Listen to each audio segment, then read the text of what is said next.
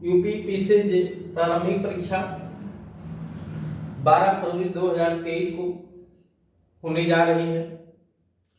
इस प्रारंभिक परीक्षा में क्या सावधानी बरतनी है, खास तौर से उन बच्चों के लिए जो फर्स्ट टाइम प्रारंभिक परीक्षा में बैठ रहे हैं, क्योंकि जो पहले से बैठे हुए हैं उनको बहुत कुछ जानकारी है भी।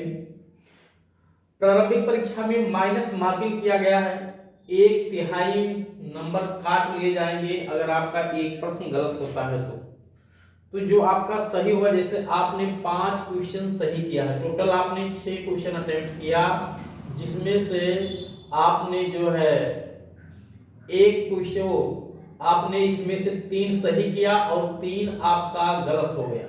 3 आपने सही किया, 3 गलत हो गया, तो क्वेश्चन तो आपके टोटल सही हुए 3, इस 3 में से 3 आपके हुए हैं गलत, तो इसमें से 1/3 काटा जाएगा। यानी हर एक क्वेश्चन में से 1/3 1/3 नंबर्स आपके माइनस होंगे। तो 3 क्वेश्चन गलत हुए हैं, अब 1/3 1/3 1/3 अगर आप 3 क्वेश्चन में जोड़ देंगे तो ये बराबर कितना हो जाएगा, 1/3 1/3 जोड़ देने से बराबर 1 नंबर हो जाएगा। यानी जो 3 आपके सही हैं इसमें से 1 नंबर और घट जाएगा, ये बचेगा 2 नंबर। यानी कुल मिलाकर के अगर आपने 6 क्वेश्चन में 3 सही किया और 3 आपके गलत हो गए तो उसमें से 1 नंबर आपका और माइनस हो जाएगा और आपका टोटल मार्क्स बचेगा 2 नंबर। तो इस तरह से माइनस मार्किंग करने से नुकसान है। अब कैसे आपको इससे बचना है और तुक्का कैसे लगाना है, कैसे नहीं लगाना है, मैं उसी पे चर्चा करूंगा। जैसा कि कोई भी प्रश्न होगा तो उसमें 4 विकल्प होंगे, का, ख, गा और घा। सबसे पहला काम तो आपको ये करना है कि कोई भी क्वेश्चन आप बड़ी सावधानी से पढ़िएगा, क्योंकि उसमें चाहे सुमेलित करने के लिए आया हो, चाहे कथन कारक पूछा जा रहा हो, ठीक है, या उसमें कभी कभी देखते हैं आप पूछता है सकारात्मक वे में, आपको नकारात्मक वे में लगता है, कभी कभी नकारात्मक क्वेश्चन पूछता है आपको सकारात्मक वे में, आप समझ बैठते हैं उसको। तो यानी 2-3 क्वेश्चन हमारे ऐसे होते हैं जिसको हम समझने में गलती कर देते हैं। पूछता है भारत की राजधानी निम्नलिखित में से कौन सा एक नहीं है, आपको लगा कि पूछ रहा है कौन सा है, तो है पे आपने टिक कर दिया, जबकि वो पूछ रहा है कौन सा एक नहीं है।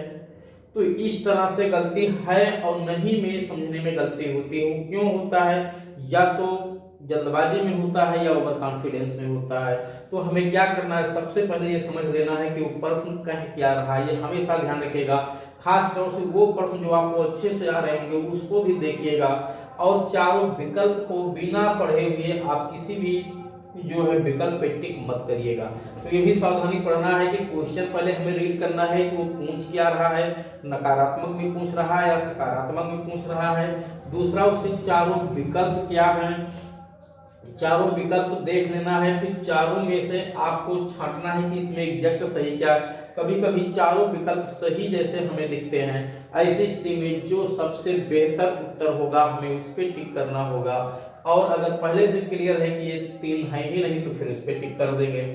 दूसरा, जहां हमें आ ना रहा हो वहां हम क्या करें, जब कंफ्यूजन हो तो कंफ्यूजन देखिए कैसे कैसे होता है, या तो हमें चारों विकल्प नहीं पता है कि इसमें से कौन सा हो सकता है। जहां चारों विकल्प आपको नहीं पता होगा वहां बिल्कुल आप प्रश्न को छोड़ दीजिएगा, क्योंकि गलत होने की प्रबल संभावना रहेगी। बात रही 3 विकल्प की, अगर 3 विकल्प यानी चारों नहीं पता है तो आपको छोड़ देना है। अगर 3 विकल्प नहीं पता है, ठीक है, इसमें से क्या सही है क्या नहीं सही, तो भी 1/3 क्वेश्चन हो जाएगा। ऐसे कंडीशन में भी आप क्वेश्चन को छोड़ दीजिएगा।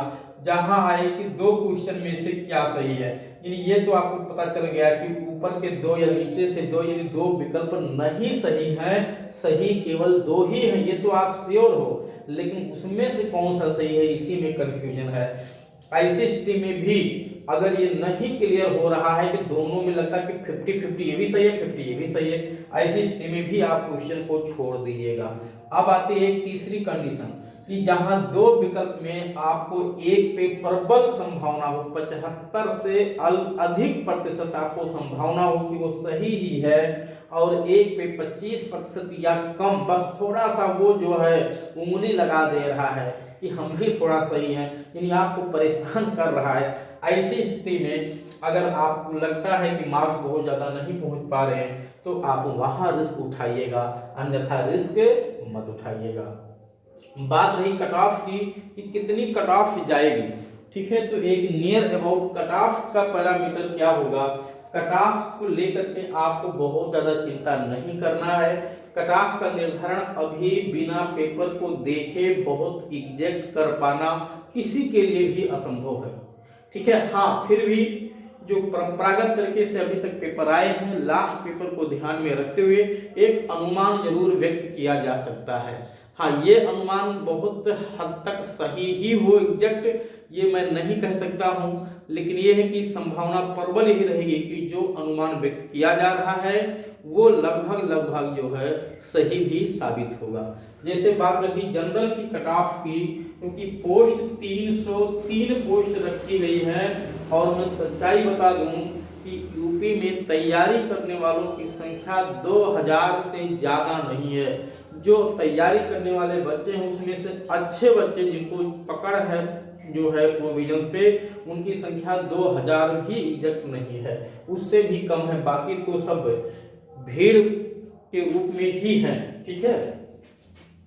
तो उस हिसाब से कट ऑफ बहुत ज़्यादा नहीं जाना है, बहुत ज़्यादा नहीं जाना है, ठीक है। हाँ, एक बात कट ऑफ संभावित बताने से पहले मैं एक छोटी सी बात और बता दूं आप लोगों को कि आप अपना स्कोर देख करके कि अभी हमारा जो है 80 नंबर पहुंचा है, 90 पहुंचा है, 70 ही पहुंचा है, ठीक है, अभी 100 नहीं पहुंच पा रहा है, 110 नहीं पहुंच पा रहा है, वहां पहुंचाने के चक्कर में जो है आप चढ़ते मत चले जाइएगा ऊपर, यानी तुक्का लगाते मत जाइएगा, वरना तो गिर जाएंगे और सारा का सारा आपका बेकार हो जाएगा मेहनत, ठीक है। जितना पहुंच पा रहे हैं अधिकतम क्षमता के बाद वहां पे जाके आप छोड़ दीजिएगा, ठीक है।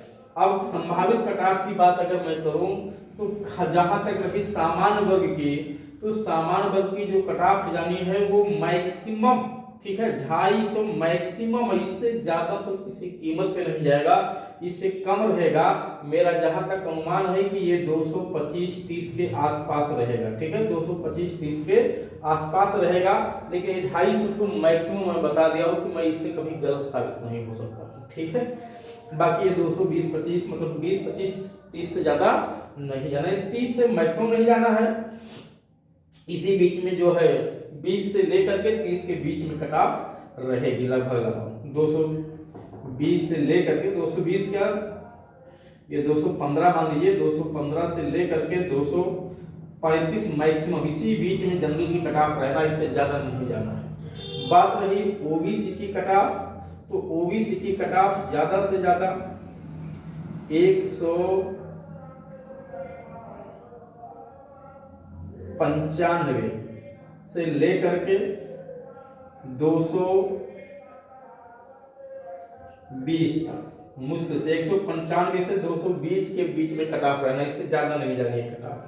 और इसी में महिलाओं का भी कट ऑफ शामिल है, ठीक है। और बात रही एससी कैटेगरी की, तो एससी कैटेगरी की जो कट ऑफ है वो ज्यादा से ज्यादा यानी 170 से लेकर के और 200 तक, 205 कर लीजिए, इससे ज्यादा नहीं जाएगी।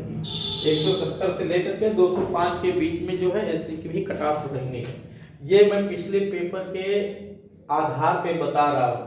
अगर पेपर का स्टेट लेवल काफी ज्यादा हो जाता है तो कट ऑफ और डाउन चली जाएगी, पेपर बहुत सरल दे दिया जाता है तो ये कट ऑफ ऊपर भी जा सकती है, अन्यथा जो मैं ये अनुमान व्यक्त किया हूँ इससे ज्यादा नहीं जाएगा। जब भी आंसर की आएगी तो आप लोग मिला लीजिएगा, ठीक है। आपको ये मत कहे कि सर आप अभी से बिना पेपर देखे कैसे बता दिए हो, ठीक है, ये बात ठीक है, मैं पेपर नहीं देखा हूँ, लेकिन जो पिछले 15 साल से इस फील्ड में लगा हुआ हूँ उसका भी तो कुछ तो अनुभव है कि नहीं, तो उस अपने अनुभव के आधार पे बता रहा हूँ और ये गलत भी नहीं जाएगा, आप देख लीजिएगा, ठीक है। ऐसे ही कट ऑफ आपकी रहेगी। फिलहाल आपको कट ऑफ पे बिल्कुल नहीं ध्यान देना है, जो भी आपके पास 24 घंटे का समय बचा हुआ है, इस 24 घंटे में आप अपना पूरा एफर्ट करके उन प्रोविजनों को देखिए, जो आ रहा है उसको रिवाइज मत करिए, जो आपको नहीं आ रहा है जहां लग रहा है कि कंफ्यूजन है, जब कंफ्यूजन क्लियर करिए अपना, वो कंफ्यूजन क्लियर करिए, उन चीजों की लिस्ट चेक कर लो, जैसे एक्शनेबल क्लेम में क्या क्या आता है क्या नहीं आता है, लोक दस्तावेज किसे माना गया है किसे नहीं माना गया है,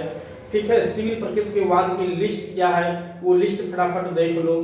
तो इस तरह से जो कंफ्यूजिंग वाले हैं, धारा 12 में राज्य की परिभाषा संविधान में दी गई, उसमें किसे माना गया है किसे नहीं माना गया है, आईपीसी धारा 21 में लोक सेवक में किसे माना गया है किसे नहीं माना गया है, सह अपराधी में किसे माना गया है किसे नहीं माना गया है। तो ये सब लिस्ट, ठीक है, इसको रिकॉल कर लो, ये अपडेट रहेगा तो आपका लॉस नहीं होगा, क्योंकि यहां से गलत होने की संभावना ज्यादा रहती है। तो ये लिस्ट पढ़ लो, ठीक है। धारा 57 एविडेंस में जो है किस पे जुडिशियल नोटिस सेवन लिया जाता है किस पे नहीं लिया जाता है, एक बार उसकी लिस्ट फटाफट देखते चले जाओ।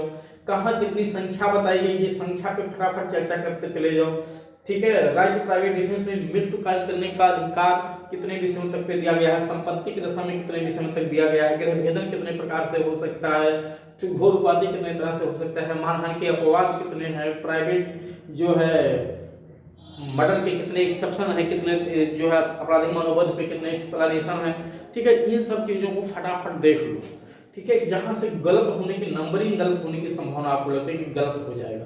बाकी अब बहुत ज्यादा समय नहीं है, लेकिन जो समय है उस समय को आप बेहतर तरीके से यूज कर लो, और आपने अपनी तरफ से पूरा एफर्ट किया है, ठीक है, मेहनत किया है, जो परिणाम आएगा वो देखा जाएगा, ठीक है। क्योंकि मेहनत से जितना मेहनत किए हैं उतना तो परिणाम हमें मिलना ही मिलना है।